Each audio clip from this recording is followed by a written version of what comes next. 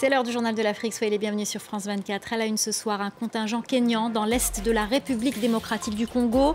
Près d'un millier de soldats vont être déployés progressivement pour lutter contre le M23.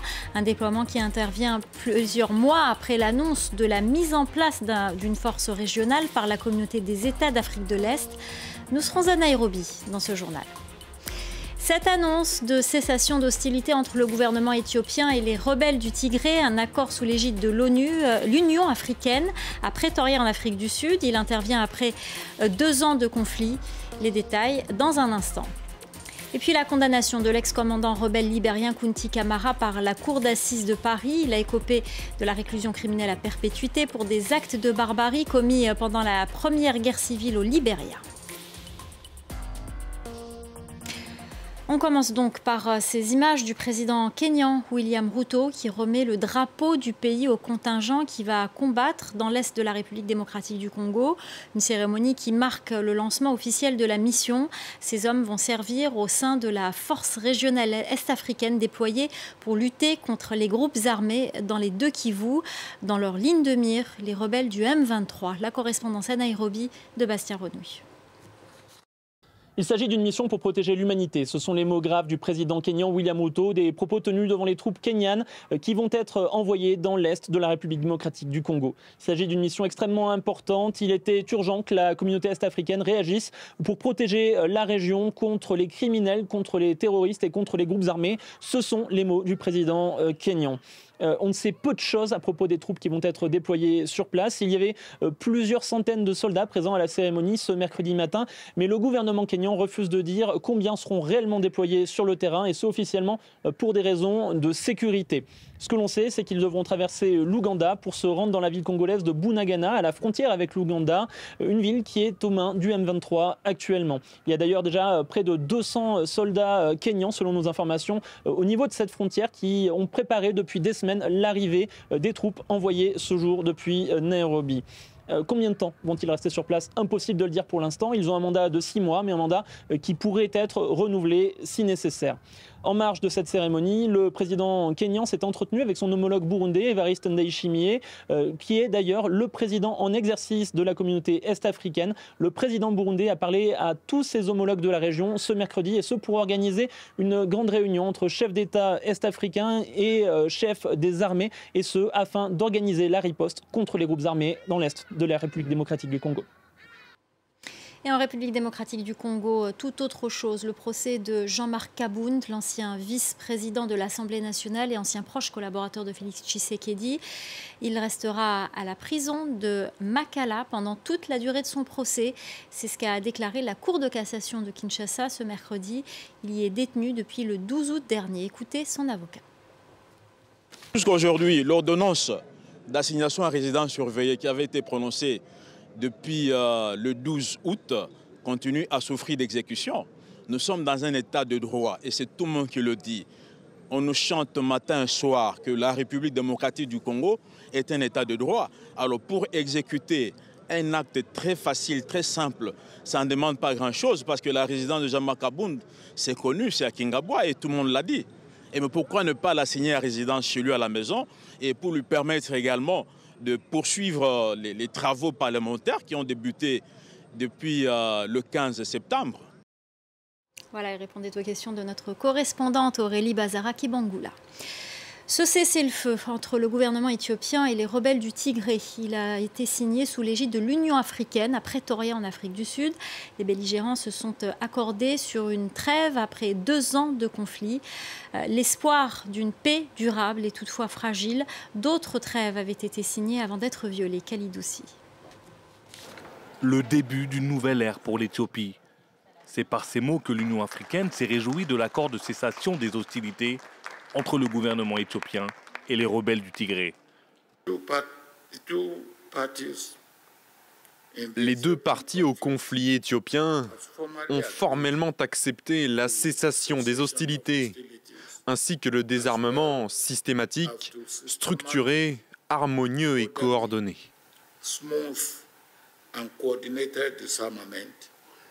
Un accord également salué par les rebelles du Tigré.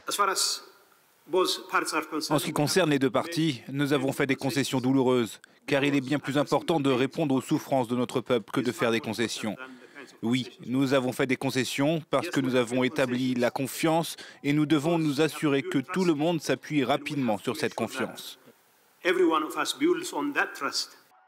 Le conflit a débuté en novembre 2020, quand les dirigeants d'un groupe rebelle, le Front de libération du peuple du Tigré, critiquent le gouvernement qui tente, selon lui, de centraliser le pouvoir. Ils reprochent également un traité de paix conclu par Addis Abeba et le voisin érythréen concernant un territoire contesté. En réponse, en septembre 2020, les rebelles du Tigré organisent des élections régionales. Un acte jugé illégal par les autorités éthiopiennes. 2 mois plus tard, le Premier ministre Abiy Ahmed accuse les rebelles d'attaques contre les camps de l'armée et lance une offensive. En mars 2022, un cessez-le-feu est conclu, mais 5 mois plus tard, les affrontements reprennent. Si le bilan du conflit reste inconnu, l'ONU estime cette guerre responsable de près de 500 000 morts. Plus de 2 millions d'Éthiopiens ont été déplacés et des centaines de milliers en proie à la famine. La Cour d'assises de Paris a condamné mercredi l'ex-commandant rebelle Kounti Camara à la réclusion criminelle à perpétuité pour des actes de barbarie pendant la première guerre civile au Libéria et pour s'être rendu complice de crimes contre l'humanité en facilitant des viols. À l'énoncé du verdict, l'accusé est resté impassible. Le verdict a été rendu après 9 heures de délibéré. Écoutez l'avocat de Civitas Maxima, l'ONG qui avait déposé une plainte contre l'ex-commandant rebelle.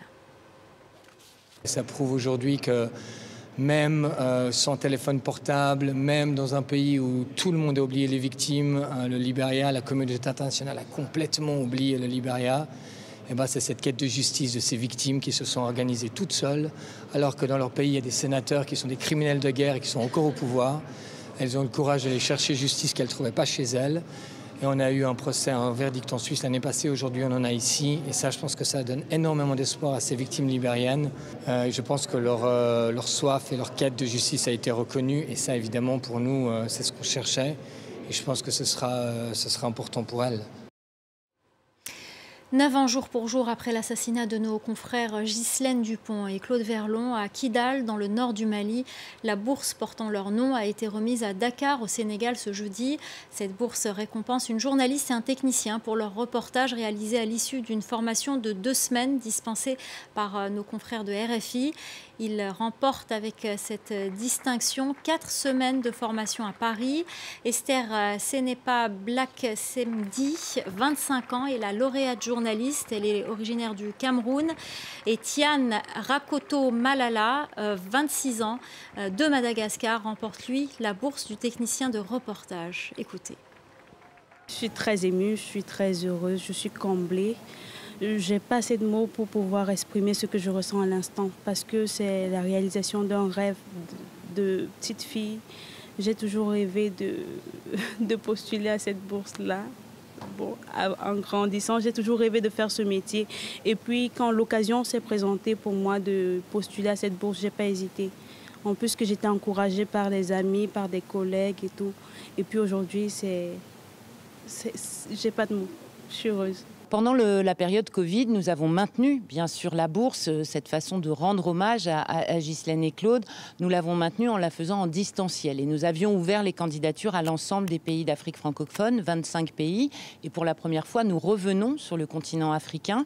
Et là, pareil, 24 pays représentés dans les candidatures et 12 pays représentés dans les stagiaires qui ont suivi cette formation pendant 2 semaines. Et donc, c'est un mélange formidable de jeunes, de professionnels, de journalistes, de techniciens qui échangent sur la réalité de leur pays, qui n'est absolument pas la même selon qu'on vienne d'Afrique centrale, d'Afrique sahélienne, d'Afrique de l'Ouest.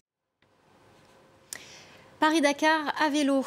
Un jeune Sénégalais a quitté la capitale française le 17 septembre pour rallier Dakar à vélo. Objectif sensibiliser contre l'immigration clandestine et le changement climatique. Il est de retour au Sénégal après 45 jours de périple. Notre correspondant Elimane Dao l'a rencontré sur la route de Dakar. Après près de 7000 km et 45 jours à vélo, Bamba est arrivé au Sénégal ce lundi et poursuit sa route vers Dakar. Ce spécialiste du 400 mètres et du 800 mètres n'est pas un cycliste professionnel, mais a tenu à faire cette route à vélo en partageant au quotidien son parcours sur les réseaux sociaux avec un message porteur sur l'écologie, mais également sur l'immigration clandestine. Nous l'avons rencontré à la sortie de Ngaïméré, à 150 km de Dakar. Écoutez. Moi, mon message, en fait, c'est pas de dire aux jeunes ne partez pas en Europe. C'est pas mon message, parce que moi, je vis en Europe. Donc, je sais ce que c'est de vivre en Europe. Mon message, c'est de dire aux jeunes Africains qui veulent venir en Europe, venez dans les conditions légales, d'abord. Et sur ces conditions-là, c'est beaucoup mieux quand on arrive dans un pays qu'on ne connaît pas pour s'adapter. Et le deuxième combat qui concerne l'écologie et le développement durable, il n'y a que nous les jeunes qui devons porter le combat pour aller en avant. Aujourd'hui, tous les Africains sont concernés, le monde entier est concerné. Bamba va arriver à Dakar ce jeudi. Ils sont nombreux sur les réseaux sociaux à vouloir lui réserver un grand accueil une fois sur la capitale sénégalaise. Voilà, c'est la fin du Journal de l'Afrique. Merci aux équipes en régie, merci à notre chef d'édition Célia Caracena et merci à vous de nous suivre et de nous être fidèles. L'info continue sur France 24.